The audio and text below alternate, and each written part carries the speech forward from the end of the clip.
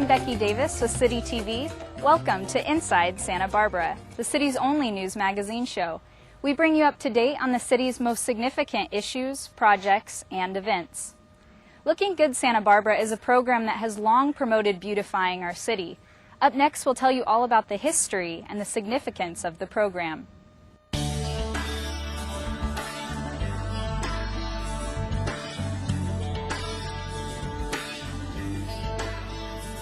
Santa Barbara has a long and well-deserved reputation for its beauty. But there have been times in the past when conditions in the city didn't exactly live up to that reputation, like the late 1980s, for instance. It was grocery carts that were literally everywhere, and especially in the downtown area. And I felt that really created blight. In 1988, the City Council received a report that revealed the city was spending over $1 million a year keeping public facilities clean, yet conditions were still unacceptable. Council responded by appointing a blue ribbon committee to develop a program to clean up problem areas as well as promote public awareness and participation. There was an interest in inspiring people in Santa Barbara to care about their immediate neighborhoods and to realize that they could do something to make them, improve them, whatever they were. You know, they might be great, but they could be made even better. Our major concern at the beginning was the Andre Clark Bird Refuge. The Bird Refuge was a kind of a dump for people's trash, and we got some docents. We printed brochures, we handed them out, we put up signage, and that was the beginning of Looking Good Santa Barbara. They developed a program starting off in parks, adopting parks and things of that nature. They found graffiti in their parks, and they started a program related to that. They also did some fundraising and went out onto the railroads and worked at the Morton Bay Fig Tree. Looking Good Santa Barbara provided a way for citizens, community groups, and businesses to turn ideas of a cleaner city into reality. It's a city effort with city staff, and we work with citizens and we work with businesses to beautify the city, clean up graffiti and litter, and work on issues to improve neighborhoods. One of the early accomplishments initiated by the Looking Good Committee had to do with something we take for granted today. Up into the 60s, people used to burn their trash in their backyards. Lots of people did. And there would be, in the morning, with a temperature inversion, there'd just be a black cloud over Santa Barbara. And then environmental legislation came along after the oil spill, Clean Air Act, and so on. And regulations required that stop. You know, we had to clean up our air. And it was important to have the trash picked up so that it wouldn't be found, you know, scattered on the streets, and so that people wouldn't burn it any longer. Today we're required to have our trash picked up, but that wasn't always so. The Looking Good Santa Barbara Committee started these discussions and worked with staff to implement an ordinance where we're now required to have that trash picked up and keep our city clean. Looking Good Santa Barbara also tackled the biggest challenge to a cleaner city: funding. The first step was the Friends of Parks and Recreation, and that started because Parks and Recreation saw a real need to have a nonprofit, a 501c3. 501c3 had not been one of the things the department had, and they went ahead and did that. That gave them the capability to do fundraisers and to funnel money into projects that were not funded. Another strategy employed by Looking Good Santa Barbara, the Adopt a Block program, aims to clean up neighborhoods and get residents invested in their community. And basically anybody in the city can say, I want to adopt my block. The city will support you by giving you free cleanup supplies, and that can include a broom, gloves, trash bag, a graffiti cleanup kit. It just depends on what the person's interested in. Looking Good Santa Barbara also holds an annual community cleanup, which typically sees up to 500 volunteers. We do these big community cleanups, and they're very family oriented, so we have parents coming out with their kids, and I'll talk to people, you know, weeks, months after the cleanup, and they'll be like, boy, my kid is still counting graffiti and we're reporting it to the hotline. Over the last 16 years, nearly 8,000 people have volunteered at these cleanups. The estimated value of all that donated time is close to $500,000. The response to the cleanups was so positive, Looking Good started a program that gave youth groups the opportunity to clean up neighborhoods for money. And they'll come out on a Saturday, they'll do a cleanup for 3 hours and earn funds towards their program. We'd get up bright and early on Saturdays or on Sundays and go around the community and pick up trash, and most people were not aware of how much trash there was. And it's a good feeling knowing that you actually got out into the community and cleaned up and did something. And while the community cleanups and Kids That Care program are classic win-win situations, the benefits for both parties go beyond money and cleaner neighborhoods. They have become powerful tools for education. When we have a big cleanup, what we do is we have clear bags, and we talk to people about all the things that go in their blue bin go into these bags, and also all green waste goes into those bags. So when our staff comes to pick up that trash, they can see it in the clear bag, and they know exactly what it is and how to sort it. So because of our city priorities, we take it down to the level of the people, and when we work, we're still incorporating those priorities into the work that we do. I have now become definitely involved at work and leading our recycling program at work, and we recycle everything now, and I also use it at home. Definitely at home we recycle everything now, including batteries. We do the e-waste as well, computers, everything. And also at school I've been incorporated as well as getting rid of plastic and any paper cups at school and having the students bring their own reusable bottles. Graffiti has long been one of the most stubborn problems for cities across the nation, and until 2005, Santa Barbara was no different. What began that year was an innovative approach to graffiti that was the result of cooperative efforts by Looking Good Santa Barbara and city staff. And we now have a truck that's dedicated to graffiti abatement, goes out every morning. You can call and report your graffiti, and our staff will go out there and take off graffiti from the public right-of-way. So anything that the city owns, we would remove it. If not, we'll call the proper agency. And we have an ordinance basically that requires graffiti to be removed from private property within 3 working days, and our staff works with owners of those residences to get that removed. This bridge is a prime target for graffiti, and there is one of the men that works for the city must come quite frequently, because I walk across that bridge all the time. I'll see graffiti and I'll go the next time, it's gone.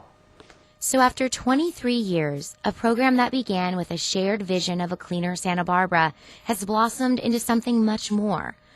Looking Good Santa Barbara has brought neighborhoods together and shown that sometimes the best educators are our children. It has proven the power of public-private partnership, and maybe, most of all, fostered pride in a community that has a lot to be proud of. All those folks got out, and they didn't just say, let's do it. They rolled up their sleeves and they did it. And without remuneration for many years. I would say probably 10 years, it was just volunteer help. And I want to thank them because they made a big difference in this city. And I just think it's people who make the difference. It definitely opened my eyes to the problem in Santa Barbara. I thought it was just plastic bottles. It's actually more than just that.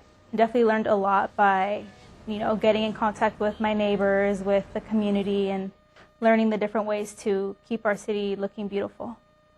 Throughout the city, we see it's a repetitive thing. We come back to the neighborhoods, we're working on an ongoing basis, and over time we're making change, we're educating, we're teaching people that are becoming important parts of our community that are teaching their children. And so I think that's what the important part of this program is. To adopt your block or to learn more about the program, contact Lorraine Cruz Carpenter at 805-448-0886. There's a lot of emphasis on beautiful landscaping in Santa Barbara, but certain tools of the trade are not allowed within the city. Gas-powered leaf blowers can cause issues of air pollution, noise, and dust. Up next, we'll teach you how to be a considerate neighbor by using alternatives. Over a decade ago, the city passed an ordinance banning the use of gas-powered leaf blowers within city limits. The main concerns with gas leaf blowers are air and noise pollution. Statistically, emissions from one gas leaf blower in use for 1 hour is the same as 17 car engines running for the same amount of time. By allowing only electric leaf blowers, both noise and air pollution in the community can be dramatically reduced. The upside is that it is good for the environment. It's less noise pollution out there, which is the big thing, I think, with the whole deal, is the noise pollution part of it. Even myself putting a backpack blower on and cranking it full blast, it feels like my fillings are going to come out. And especially if you get between a couple of buildings downtown, the sound really echoes. So with the electric blowers, the sound is muffled and minimized, and I think that's the big thing and the good thing about it. Gas-powered leaf blowers are much louder than electric-powered blowers. Therefore, using electric blowers benefits neighbors and workers alike. The nice thing about the electric leaf blowers is they not only do they generate less air pollution, but they generate a lot less noise. So for our employees, safety is very important, and long-term hearing loss from use of long-term noisy equipment is an important consideration. The electric leaf blowers are way quieter. The hours electric leaf blowers can be used are restricted. Electric blowers may only be used between 9 a.m. and 5 p.m., Monday through Saturday, and never on Sundays or holidays. The purpose of the leaf blower ordinance is to minimize disturbances to the community and help keep the peace. We're willing to work with the city of Santa Barbara and anybody else who ever wants to create any sort of an ordinance that's going to help keep pollution down, keep noise down, and do good for the environment and for the people. So that's where we're at, and that's where we want to be and where we want to stay. To report someone using a gas-powered leaf blower, you can call the police department. However, the best resolution is to educate both yourself and your local contractors about the issue. Santa Barbara prides itself in its small-town feel, but how well do you truly know your neighbors? Up next, we'll tell you about a website that is bringing residents even closer. Have you ever needed to borrow a tool or want to spread the word about an upcoming garage sale? Have you missed a community event you would have attended simply because you didn't know the exact date? If you responded yes to any of those questions, you'll want to know more about Nextdoor. Nextdoor is a free social network for neighborhoods. It's very similar to a Facebook site, but only for neighborhoods. On Nextdoor, people can share tips, pass along information. They can provide some announcements for events. If they want to ask a question to their neighbors to find out if they have a good plumber that they use, if they want to recommend a babysitter, they can do all of that on the Nextdoor website. Our residents use it in multiple different ways, primarily to get to know their neighbors. And the first way they get to know their neighbors is when they join the site. The Nextdoor site has a directory of all the residents that have joined those Nextdoor neighborhoods, and they can see a little bit about their neighbors, who their neighbors are, their address, and if their neighbors wish to put a little bit of information about themselves. The concept behind Nextdoor is simple. The more connected community members are, the healthier and happier the community will be. Residents can use Nextdoor to create private websites for their neighborhoods, where they can get to know their neighbors, ask questions, and exchange local advice and recommendations. Another thing they can do on the site is they can actually organize events, so block parties, and get RSVPs. They can also post photos of those events on the site to share them with their neighbors. A third thing that residents can do on the site is they can go into their garage, clean out their garage, and offer that stuff to their neighbors. For residents, Nextdoor.com can bring a sense of community and connectedness to their neighborhood. For the city, the website is one more tool in their toolbox of ways to effectively and creatively communicate with city residents.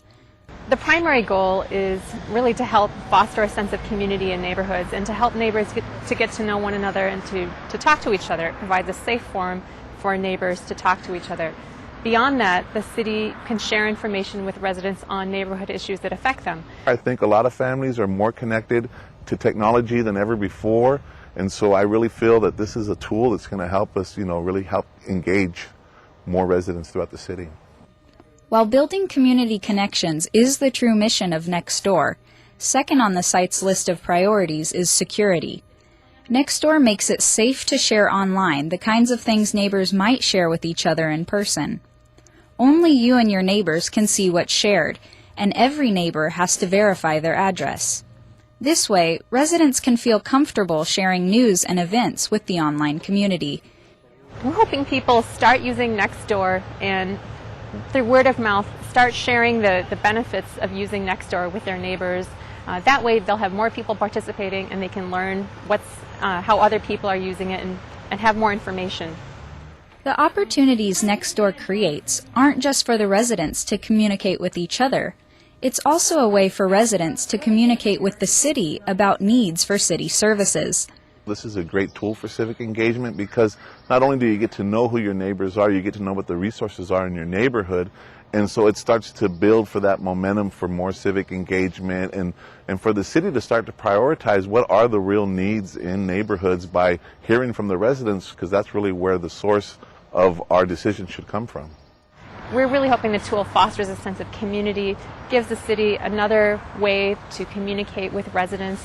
We're fairly limited right now with our options to communicate with people on specific neighborhood issues, so we're hoping people sign up and make use of the site. Where we live and how we communicate with those around us impacts our lives every day. Because in the end, making your city feel like a community turns a place to live into a home. To check out this new website and to sign up for your community's network, visit nextdoor.com. We'll be right back with more Inside Santa Barbara. Minutes away. Hours of fun. Explore new worlds. Grab a bite. Have a blast. Catch the fun. Stearns Wharf. Playing near you. Welcome back to the show. Since 2009, the city has offered a special rebate program for landscape and irrigation upgrades that conserve water. Up next, meet 3 people who have participated and find out how to take advantage of the rebates while making your yard beautiful and water-wise. As summer heats up, your water bill may be on the rise. But what if we told you the city will give you money to reduce your bill? That's exactly what the city's Smart Landscape Rebate Program does. The program covers up to 50% of the cost of approved landscape renovations that increase water efficiency on your property. This can mean everything from irrigation equipment and smart irrigation controllers to water-wise plants and mulch. Many city water customers have participated in the rebate program. We're going to introduce you to 3 and show you how they improved the beauty and health of their gardens with water and money savings. I got the little yellow flyer in the mail in my water bill and said, oh, well, gosh, that's an interesting idea. Maybe we should rip out that lawn and put in some different plants that would use less water, that would be prettier, and that we wouldn't have to mow. In Santa Barbara, 50% of home water use is for landscape irrigation. Before renovating her landscape to make it more water efficient, Santa Barbara resident Kay Stevens invested in a brand new sprinkler system for her lawn and found it still didn't bring her the results she wanted. We put sprinklers in when we put the lawn in, and they weren't efficient. They, went all over on the sidewalk and everything, so we stopped using them pretty quickly. So we were just watering by hand, and probably not often enough. Not only does maintaining a lawn take a lot of water, it also takes a lot of time. So this area right here where you see the California gold and the low water usage plants, that all used to be lawn. And I just sort of got tired of the way it looked. It was sort of an uninspired looking lawn, and we were watering it and my husband was mowing it, but we weren't really using it very much. And so it got to the point where I was like, why are we investing all this energy in this medium that we're not really using? If you have a lawn that rarely gets used, has patches that don't grow well, or has a lot of water runoff, you may consider just replacing your lawn with water-wise landscaping. Apply for the rebate program, and you can have up to $1,000 of irrigation equipment, smart irrigation controllers, water-wise plants, mulch, and laundry-to-landscape gray water systems covered for your home, and up to $4,000 for a commercial property or HOA. For years, my lawn was in slope to the house. And I watered to keep it nice, you know, every day, 10, 15 minutes. And all the water was going under the house. And all of a sudden I said, why? This is ridiculous. All the humidity is going under the house when I can have a different kind of yard that I don't need to water as much. Although the first year following renovation may take some effort as the new water-wise plants establish themselves, the payoff is long-term. It is a little difficult at the beginning because you have to water twice a week until the plants get established, and I didn't put any irrigation system, so I do it by hand. There is no point on doing a new irrigation system because in 1 year I will not have to water almost anything. It's been pretty low maintenance actually with the soil prep and putting down the landscape fabric. The weed control has been pretty good.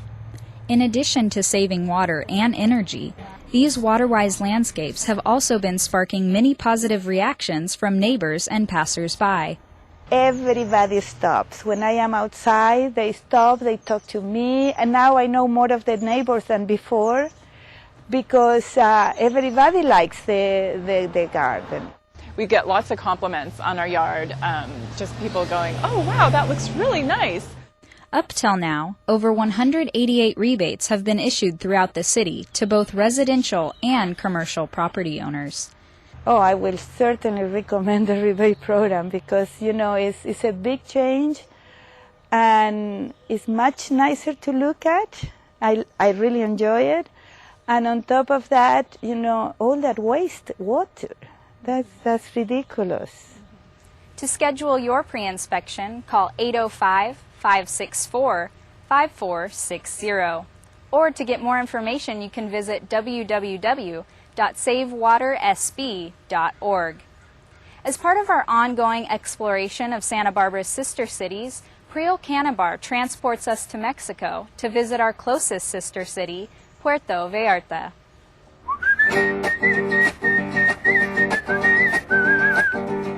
Any Santa Barbara resident would get a feeling of home when walking through the palm tree-lined streets of Puerto Vallarta, located on Mexico's central Pacific coast. Our shared heritage as former Spanish colonies, the Spanish colonial style of architecture, and the mixture of Spanish and English languages give us a connection with this city. But for Santa Barbara and Puerto Vallarta, the bonds go deeper, and that is why the two towns became sister cities in 1973. We feel like getting to know the people from Puerto Vallarta is extremely important. Usually you just have governments dealing with governments, but here we're dealing people to people. We get to know them personally, and we're not dealing with government agencies, and we think that that promotes a lot more peace in the world than government to government. We might be literally worlds apart or very in different places on the map, but you realize how much you have in common, and you realize that although you might speak a different language, you might eat different food, you might have different types of customs, the foundation's the same. The Sister Cities program was established in 1956 by President Dwight D. Eisenhower, whose vision was to foster personal connections between Americans and people from countries around the globe. In a post-World War II society, this was a way to encourage cross-cultural understanding and promote world peace. Evie Treen, former president of the Sister Cities Puerto Vallarta program, knows how friendships formed can become deep and long-lasting. She has offered her home to Puerto Vallarta's famous mariachi musician, Omar Arriola, for the past 7 years, and this has helped him bring his beautiful music to California. The funny thing is, on that time, I speak English right now, but it's like, I'm nervous, and then my English is not really good. But when I doesn't speak English in that time, and Evie, she doesn't speak Spanish. It was funny, you know, and we start a relationship like a son and mother, and still, you know, it's really, really, really, really nice. My relationship and friendship with Omar is just one of the small relationships that have been created between the sister cities, both Vallarta and here. People, when they come and they stay in our homes, they become family, and we get to know them that way. Now I house the policemen, so I have a lot of new sons, as they say, in Puerto Vallarta that are policemen. Evie established a law enforcement exchange. She was inspired to start the project 13 years ago when, on a visit to Puerto Vallarta, she learned that policemen were not formally trained before being sent out on duty. I came home with the idea of if we could create a law enforcement exchange whereby our officers from here, the Sheriff's Department, would go down and train their officers, that they then would be able to come forth and be a far better law enforcement for a tourist town like Santa Barbara. And it took 13 years of begging, asking. Finally, in 2002, we had our first exchange. Although our similarities bring us together as friends, it is the differences that make the interaction between the cities a truly enriching experience. When people come to visit, of course, you want to show them the courthouse and the mission and City Hall and the wharf and the beach area. But sometimes we have sister city groups who want to know about our wastewater treatment plant or how the harbor works or the C&D facility about recycling and just good municipal government work. And to be able to have those connections and share best practices is very exciting.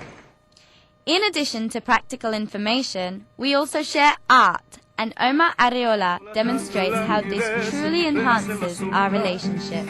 Sing in San Jose from many places that it's just American people.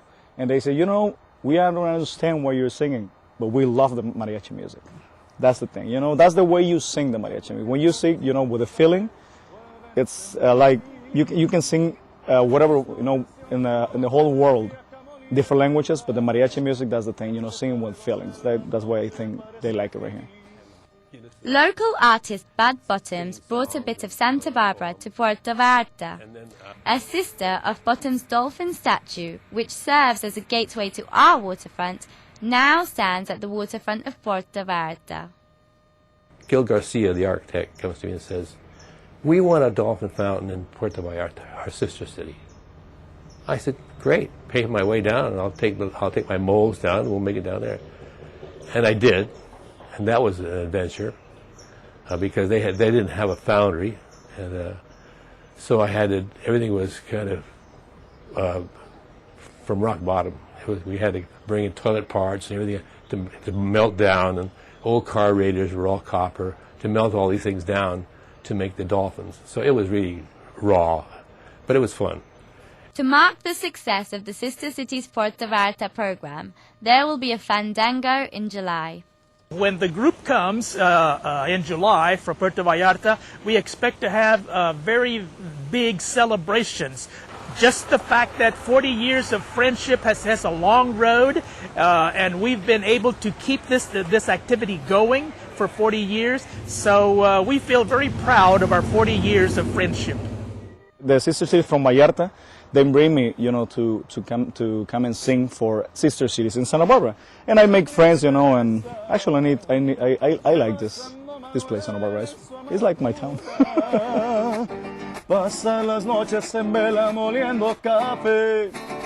Stay tuned for our next episode as we take a closer look at another of Santa Barbara's sister cities. Well, that does it for this episode of Inside Santa Barbara. If you have any questions or comments about the show, you can call us at 564-5311. You can also check out the show online at www.citytv18.com. I'm your host, Becky Davis, and remember to get involved inside Santa Barbara.